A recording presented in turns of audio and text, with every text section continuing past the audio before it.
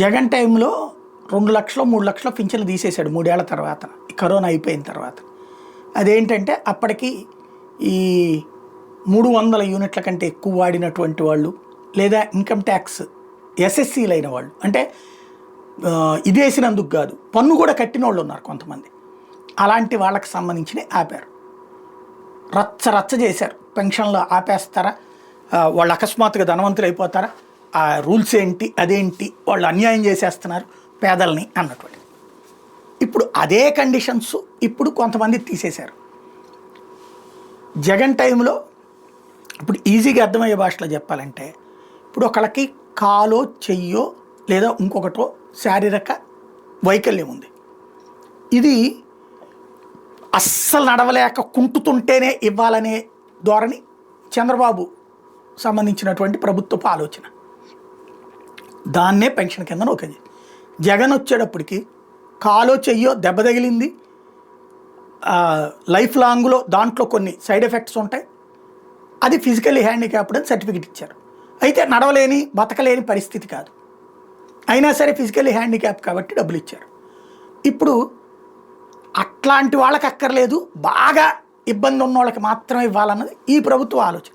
అది ప్రభుత్వ విధానమే, తప్పేం లేదు. కాకపోతే ఇప్పుడు చేతికి వచ్చిన పెన్షన్, నోటికి వచ్చిన పెన్షన్ తీసేస్తారు. అదేమంటే దొంగలు వాళ్ళు, జగన్ దొంగలకి ఇచ్చాడు పెన్షను, పులివెందులో కూడా దొంగలకి ఇచ్చాడు పెన్షను.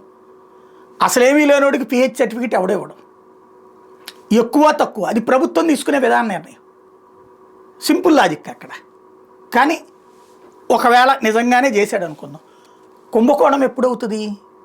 అందులో ఆ డబ్బులు వాళ్ళకి ఇవ్వకుండా ప్రభుత్వం తినేస్తే కుంభకోణం అవుతుంది. ఏదో ఒక పేరుతో ప్రజలకి డబ్బులు ఇస్తే ఆ సర్టిఫికేట్ తీసుకున్నా, ఇంకోటి తీసుకున్నా స్థానికుడు వాడు ఏమన్నా కోటీశ్వరుడు అయ్యి 5,000 కోసం ఏమన్నా కడతాడా? కొట్టుకు చేస్తాడా? మధ్యతరగతి అయ్యి ఉంటాడు, అంతకు మించి ఏముండదు. పేదవాడే అయ్యి ఉంటాడు, ఏదో ఒకటి ఈ రకంగా పెన్షన్ రాబోతే ఆ రకంగా తీసుకోవడానికి ప్రయత్నిస్తాడు. ఇంట్లో తాతకి పెన్షన్ ఉందంటే కనుక ఇక్కడ భార్యకి పెన్షన్ ఏది మా అమ్మకి రాదు, ఇంకో డబ్బులు ఏదో సంపాదించుకోవాలన్నటువంటి ఉద్దేశంతో ఏదో చేస్తారు. అది పబ్లిక్ చేసే తప్పు.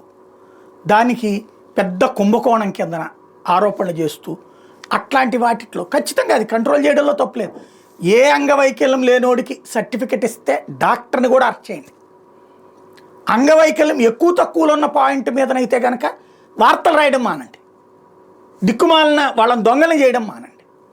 ఏ అంగవైకల్యం లేనోడికి సర్టిఫికెట్ ఇస్తే డాక్టర్ది తప్పు, ఆ రోజున అది చూడకుండా డబ్బులు ఇచ్చినటువంటి ప్రభుత్వం తప్పు, వాలంటీర్ది తప్పు.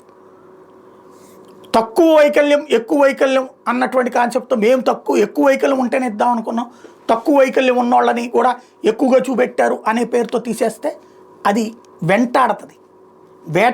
ఎందుకంటే ఒకళ్ళ అంగవైకల్యంతో నడవగలుగుతుంటారు, కానీ బరువైన పనులు చేయకూడదు అంటారు, కష్టమైన పనులు చేయకూడదు అంటారు. కాబట్టి పెన్షన్ ఇవ్వాల్సి వస్తుంది ప్రభుత్వం. అవి మానవత్వంతో ఆలోచించాలి. పెన్షన్ విషయంలో కార్యకర్తలకు ఇచ్చుకున్నాడా, ఇది ఏమీ లేకుండా తప్పే. అవి ఒక్కసారి ఆలోచించాలా. ప్రస్తుతానికి ఏంటంటే విషాన్ని నింపడమే వార్తలు నడుస్తున్నాయి కాబట్టి వెళ్ళిపోతుంది.